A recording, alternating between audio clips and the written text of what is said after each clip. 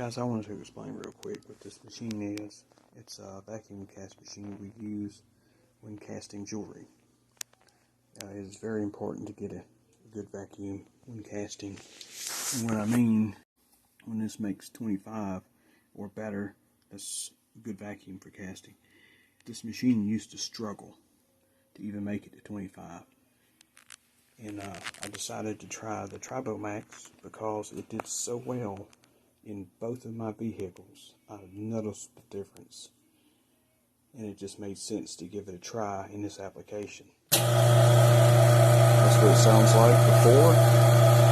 I wish I had said it before, but I have never been able to pull past 25.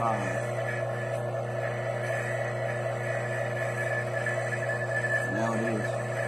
Well guys, after maybe 8 or 9 minutes, sounds smoother. It's definitely pulling a stronger vacuum and faster. I hope it keeps improving. I think that was a successful test. Guys, because I forgot to mention, this is TRIBO-MAX ceramic treatment from nanotechnology. Give Michael Lee a call.